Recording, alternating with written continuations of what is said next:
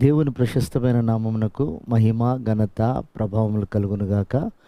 వీక్షిస్తున్న మీ అందరికీ మన ప్రభువైన యేసుక్రీస్తు నామములో శుభాభివందనాలు తెలియచేస్తున్నాం.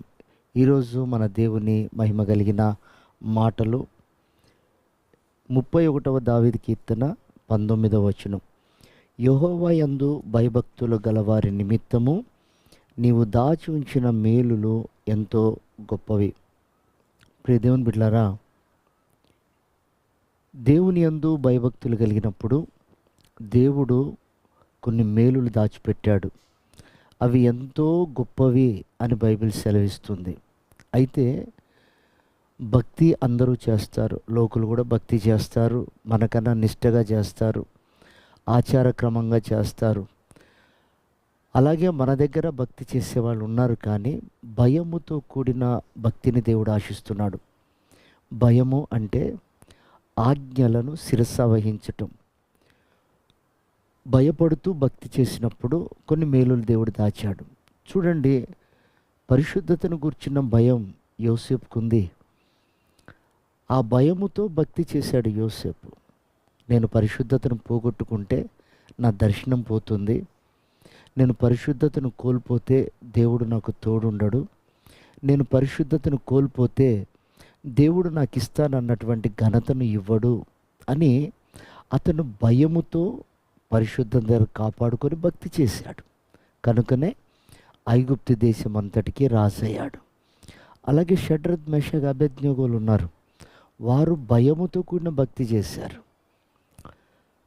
ఐగుప్తు దేశంలో, బబిలోన్ రాజ్యంలో మనం ఆహారాన్ని ముట్టుకోకూడదు, ఆ ప్రజలు శాసనాలకు మనం శిరస వహించకూడదు, వారు నిలబెట్టిన ప్రతిమకు మనం నమస్కారం చేయకూడదు అని వారు దేవుని భయాన్ని బట్టి రాజాజ్ఞకు లోబడలేదు. ఆ భయముతో కూడిన భక్తి వలన వారు ఆ దేశాన్ని పరిపాలించగలిగారు. ప్రియ దేవుని బిడ్డలారా, భక్తి అందరం చేస్తాం. భయముతో కూడిన భక్తి చేసినప్పుడు జయం మాత్రమే కాదు, మన అవసరాలు కూడా దేవుడు తీరుస్తాడు. చూడండి, అబ్రహాము భయముతో కూడిన భక్తి చేశాడు కాబట్టే మోరియా పర్వతం మీద గొర్రెపిల్లని దాచించాడు దేవుడు.